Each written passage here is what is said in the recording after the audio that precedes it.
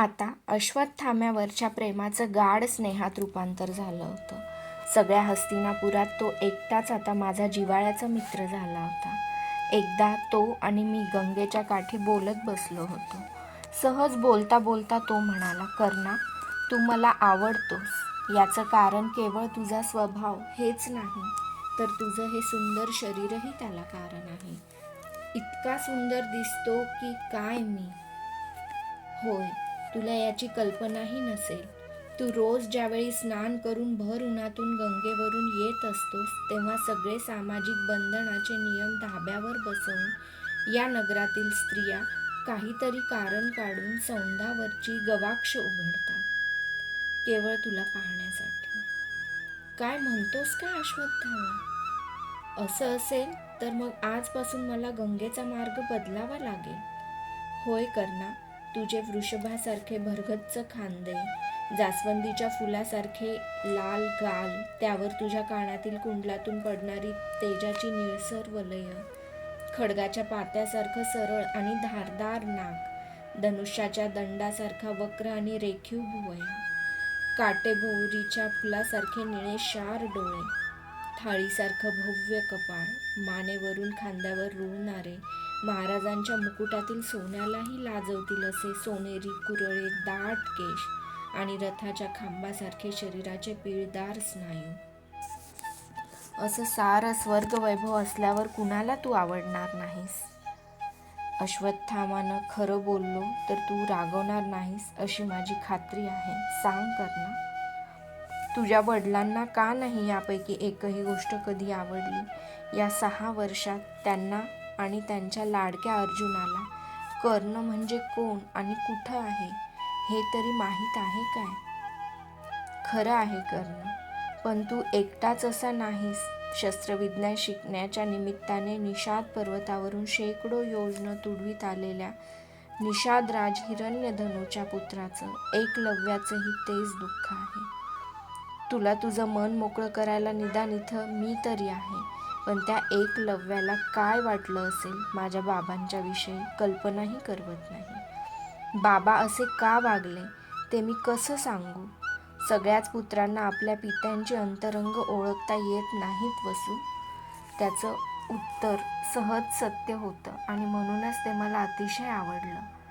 मला ती अधिरथ बाबांच्या मनात काय काय कल्पना आहेत हे कधी सांगता आलं असतं काय? अश्वत्थाम्यानं करून दिलेल्या एकलव्याच्या आठवणीमुळं एक समदुःखी म्हणून कधीही न पाहिलेल्या एकलव्याबद्दल मला नकळत एक प्रकारचा अननुभूत आदर वाटू लागला. एकदा मी आणि अश्वत्थामा खडगाच्या आखाड्याजवळ उभे होतो. त्या आखाड्याभोवती पहारेसारख्या सगळ्या भक्कम कुंपणं होतं. त्या कुंपणातील एक सळईचं टोक वाकून कुणीतरी जमिनीला टेकविलं होतं. ते तसंच होतं. ती एकच सळई त्या कुंपणातून बाहेर पडल्यामुळे विद्रूप दिसे. ती सरळ करावी म्हणून मी तिला हात लावला, तेव्हा चटकन अश्वत्थामा म्हणाला, नको कर्णा, सगळ्यांनी तिच्यावर प्रयोग केले आहेत. एके दिवशी रागाच्या भरात भीमानं ती वाकविली आहे. दुसऱ्या कोणालाही ती सरळ करता आलेली नाही. तोच कधी तरी ती सरळ करील. असं मग मी करू काय ती सरळ? मी त्याच्या डोळ्यात पाहत विचारलं, नाही जमणार तुला ते? असं? मी पायातली पादत्राणं बंद सोडवून काढून बाजूला ठेवली, उत्तरीय कमरेला गुंडाळलं आणि त्याला म्हणालो, ही सळई डाव्या हातानं पुन्हा होती तशी सरळ करून त्या कुंपणात बसवितो बघ. मी त्या सरळीजवळ गेलो. एकदा आकाशात पाहिलं. गुरुदेव तळपत होते. डाव्या हातावर सगळी शक्ती एकवटवली. डोळे मिटून ताकदीनं ती सळई डाव्या हातानं झटक्यात वर ओढली. पहिल्या झटक्यात ती कमरे इतकी वर आली. तिचं वर आलेलं टोक खांद्यावर घेऊन डाव्या हाताच्या पंजानं हळूहळू ते होतं तसं कुंपणाच्या मंडलात मी पुन्हा बसविलं. अश्वत्थामा गप्पच बसला. माझ्या पाठीवर थाप मारण्यासाठी त्यानं आपले हात पाठीवर टेकविला, पण लागलीच त्यानं तो वरच्यावर उचलला. काय झालं रे अश्वत्थामन? मी त्याला आश्चर्यानं विचारलं. अरे, तुझ्या अंगाचा अग्नीसारखा चटका बसतोय. भेदरट नजरेनं माझ्याकडे पाहत त्यानं उत्तर दिलं. त्यानंतर कधीतरी भीमानं ती सरळ केलेली सळई पाहिली असावी. तो रोज एक सळई वाकडी करून जात होता. मी रोज रात्री त्यानं वाकडी केलेली सळई डाव्या हातानं सरळ करीत होतो. हे छुपं सत्र चांगलं 1 मास चाललं. प्रत्येक वर्षाच्या शेवटी युद्धशाळेत एक मोठा यज्ञ होत असे. त्या यज्ञासाठी एक विचित्र प्रथा गुरु द्रोणांनी घालून दिली होती. युद्धशाळेतल्या प्रत्येक शिष्याला बळी देण्यासाठी एक जिवंत प्राणी अरण्यातून पकडून आणून अर्पण करावा लागे. कुणीतरी त्यांना या प्रथेबद्दल विचारलं होतं. त्याला उत्तर देताना ते म्हणाले होते, त्यामुळे विद्यार्थी स्वावलंबी आणि धैर्यशील होतो. एका वर्षीच्या यज्ञाच्या वेळी एक अविस्मरणीय गोष्ट घडली. आम्ही सर्वजण राजनगरातून जिवंत प्राणी आणण्यासाठी म्हणून अरण्याकडे निघालो. अरण्य लागताच सगळेजण 10 दिशांना पांगले. मी पूर्वेकडची बाजू धरली. चालत असताना मला वाटलं, यापूर्वी आपण हरिण, सांबर, रानवराह असे अनेक प्राणी अर्पण केले आहेत. यावर्षी आपण यापेक्षा बलवान प्राणी अर्पण करायला पाहिजे. यापेक्षा बलिष्ठ प्राणी कोणता? हत्ती? छे, लाकडं फोडणारा अवजडणी बेंगरूळ प्राणी तो. अश्व? छे, अश्वाला पकडता येईल, पण त्यासाठी 2-4 दिवस तरी लागतील. तोपर्यंत यज्ञ होऊनही जाईल. मग कोणता प्राणी? चितळ, लांडगा, तरस? छे, सगळ्यात सामर्थ्यवान प्राणी कोणता? वाघ. बस, यावर्षी आपण वाघच अर्पण करायचा. त्यासाठी घोर अरण्यात जावं लागणार. काही हरकत नाही, जायचंच. मी सीमा सोडतानाच निश्चय केला. जप पावलं उचलीत, डोळे चारीकडे गरगर फिरवीत चाललो. दिवसभर भटकल्यामुळे तहान मात्र भरपूर लागली होती. संध्याकाळ होत आली होती. पाखरं घरट्याकडे परतत होती. तोंडावरचा घाम पुशीत बहुधा नदीच्या काठी आलो. तिथं उभा राहून मी सूर्यदेवांना वंदन केलं आणि मनोमन म्हणालो, आज तुमच्या शिष्याचा निर्धार वाया जाणार. एका काळ्या दगडावर बसून ओंजळीत पाणी घेतलं आणि तोंडाला लावणार इतक्यात एक प्रचंड धूळ पाठीमागून माझ्या अंगावर आदळलं. तोल जाऊन मी समोरच्या बहुदेच्या पाण्यात पडलो. माझ्याबरोबरच ते धूळही पाण्यात कोसळलं. बहुदेचं पाणी गढूळ झालं. मी त्या धुळाकडे पाहिलं. काळे पांढरे चित्तर असे ठिपके असलेला तो एक चित्त्या वाघ होता. पाणी पिण्यासाठी तो संध्याकाळ साधून पाणवठ्यावर आला होता. भोपळ्यासारखं त्याचं तोंड गोल गरगरीत होतं. डोळे गुंजेसारखे लाल होते. माझे डोळे आनंदानं चमकू लागले. मी पाण्यात आहे, माझी वस्त्र भिजली आहेत, या कशाचंच मला भान राहिलं नाही. त्यानं उगारलेला पंजा तसाच वरच्यावर हातात धरला आणि त्याला फर ओढीत सरळ पाण्याबाहेर आणला. पण पाण्याबाहेर येताच त्याला जास्तच चेव चढला. माझ्या हातातला पंजा त्यानं झिडकारून काढून घेतला. पाण्याचा स्पर्श आणि माझा विरोध याने तो पिसाळून गेला होता. त्याचे डोळे अग्नीचा क्रोधपूर्ण वर्षाव करू लागले. जोरात डरकाळ्या मारून तो पुन्हा माझ्या अंगावर एकापेक्षा एक भयंकर आघात चढवू लागला. मध्येच तो 5-6 हात उंच उमाळी मारी. त्याची लाल भडक जीभ माझं रक्त पिण्यासाठी एकसारखी वळवळू लागली. जबडा वासून तो माझ्या अंगावर येऊ लागला. मी त्याचे आघात थोपवू लागलो. अर्धा घटका मी आपलं रक्षण करण्यासाठी धडपडत होतो, पण तो मला आवरत नव्हता. मी माझ्या अंगाकडं पाहिलं. त्या क्रूर रानश्वापदानं 100-200 आघात चढवून सुद्धा त्याच्या तीक्ष्ण दातांचं किंवा नखांचं एक टोक सुद्धा माझ्या शरीरात घुसलं नव्हतं. माझं कातडं अभेद्य आहे.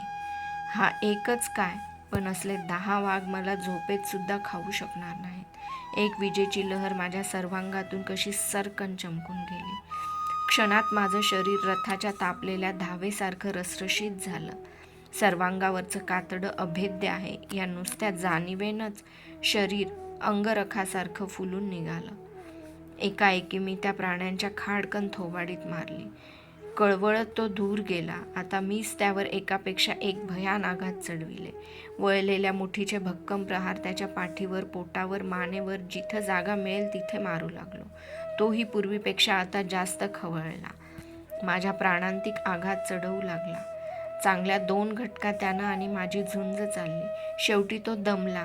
माझ्या रक्ताचा एक साधा थेंबही त्याच्या जिभेला लागला नव्हता. क्षणापूर्वी डरकाळ्या मारणारा तो वाघ आता आतल्या आत गुरगुरू लागला. त्यानं आपली शेपटी भयामुळं पायात ओढली. मी त्याच्या छातीवर बसलो. आजूबाजूच्या 15-20 हात जागेतील गवत पार उद्ध्वस्त झालं होतं.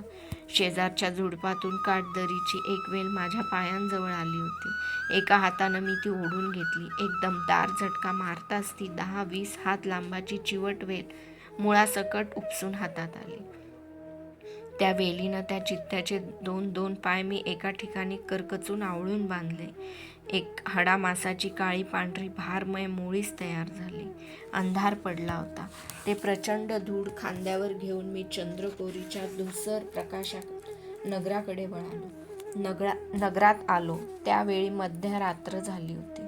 थंडगार वारा अंगाला झोंबत होता. माझं उत्तरीय बहुतेक पाण्यातच मागं विसरून राहिलं होतं. अंगावरच्या भिजलेल्या अद्रियाला धुळीचा लेप बसला होता. सगळं नगर गाढ निद्राधीन झालं होतं. वाघाच्या गुरगुरण्याचा ढगासारखा आवाज तेवढाच येत होता. मी युद्धशाळेत आलो. बाकीच्या सगळ्या शिष्यांनी भटकून आणलेले प्राणी एका लाकडी खुराड्यात कोंडले होते. त्यात मी ते माझं मानेला मिशींच्या केसांनी सारख्या गुदगुल्या करणारं खांद्यावरचं धूळ फेकून दिलं. खुराड्यातील सगळ्या प्राण्यांनी भीतीनं केकटायला सुरुवात केली. मी गडबडीत आमच्या दालनात आलो आणि वस्त्र बदलून झोपी गेलो. सकाळी यज्ञाच्या विधीला सुरुवात झाली. शेवटी वेदीवर बळी देण्याचा विधी आला. बळी आणण्यासाठी सगळे खुराड्याकडे धावले. त्यातला एक शिष्य आत जाऊन घाबरून तसाच परत यज्ञकुंडाजवळ आला. त्यानं गुरुद्रोणांना सांगितलं, कुणीतरी बळी देण्यासाठी वाघ आणला आहे गुरुदेव. वाघ? चल बघू. आश्चर्यानं त्यांनी पांढऱ्या भुवया उंचावल्या. गुरुद्रोणांबरोबर आम्ही सर्वजण खुराड्याजवळ गेलो. तो वाघ बघताच माझी अपेक्षा होती की गुरुदेव विचारणा करून माझी पाठ थोपटतील, पण कपाळावर आठ्यांचं जाळं फेकीत ते म्हणाले, हा वाघ कोणी कशाला आणला? अरे, यज्ञ हा शांतीसाठी करायचा असतो. यज्ञात वाघ बळी देणं निषिद्ध मानलं गेले. सोडून द्या त्या व्याघ्राला. पण त्याला सोडविण्यासाठी कोणीच पुढे जाईना. शेवटी एकटा भीम पुढे झाला. त्यानं मी बांधलेल्या त्या वेली सोडल्या. झालेल्या सर्व प्रकारानं अतिशय भ्यालेला तो वाघ जीवाच्या आकांतानं खुराड्याच्या कुंपणावरून कितीतरी उंच मारून क्षणार्धात कुठच्या कुठं पसार झाला. मला अपेक्षाभंगाचं दुःख तर झालंच, पण खरं तर मला गुरुद्रोणांच्या त्या पांचट तत्त्वज्ञानाची चीड आली. यज्ञात क्रूर आणि हिंस पशु का बळी द्यायचे नाहीत? निरपराध बोकडांपेक्षा वास्तविक वाघासारखेच पशु